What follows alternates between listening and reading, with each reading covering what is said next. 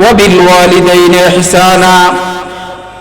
আল্লাহ পাকের বندگی করো, তারপরে মা বাবার খিদমত করো, মা বাবার সাথে সৎ ব্যবহার করো। মা বাবার সাথে কি করতে হবে? সৎ ব্যবহার করতে হবে, মা বাবার কথা মতো চলতে হবে, মা বাবার মতকে মত বলতে হবে, মা বাপ যেটা বলে সেটাকে মেনে নিতে হবে। ও আমার যুবক ভাইয়েরা, যত মানুষ আপনাকে আমাকে ভালোবাসে, আমার মায়ের মতন আমার বাবার মতন ভালোবাসবে না কেউ, কেউ ভালোবাসবে না। মায়ের মতন ভালোবাসা, বাবার মতন ভালোবাসা, এমন ভালোবাসা আর কেউ বাসবে না। এমন ভালোবাসা একমাত্র বাসবে, প্রকৃত ভালোবাসা একমাত্র বাসবে মা এবং বাবা। এই মা এবং বাবার সাথে ভালো ব্যবহার করতে হবে। ভালো ব্যবহার করলে কি লাভ হবে? আল্লাহু আকবার, আল্লাহু আকবার। মা বাবার সাথে যদি উত্তম আচরণ করো, তোমার ঠিকানা হয়ে যাবে জান্নাত। ঠিকানা হবে কোথায়? জান্নাত। এই যে মাহফিলের আয়োজন, এই মাহফিলের আয়োজন কেন? যেন আমরা জাহান্নাম থেকে বেঁচে যাই, জান্নাত কামাইয়ের জন্য তো আয়োজন।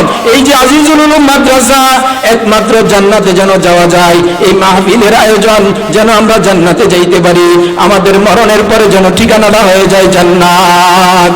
হযরত মাওলানা হাকিমুল উম্মত মুজাদ্দিদ মিল্লাত আশরাফ আলী থানভী রাহমাতুল্লাহি আলাইহি কিতাবের মধ্যে লিখেন, মা বাবার খিদমত করলে 5টা পুরস্কার পাওয়া যাবে। কয়টা পুরস্কার? 5 পুরস্কার পাওয়া যাবে।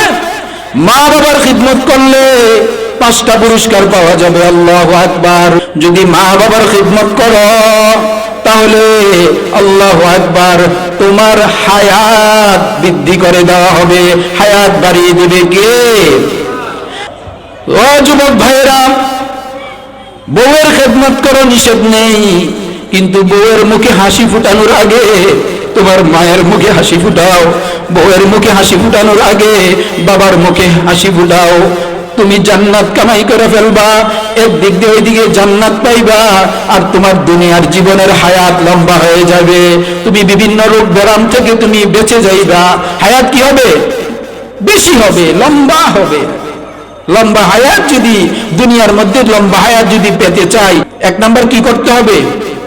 লম্বা হায়াতের পুরস্কার পেতে হলে কি করতে হবে? মা বাবার খিদমত করতে হবে। বলেন না, মা বাবার খিদমত করতে হবে।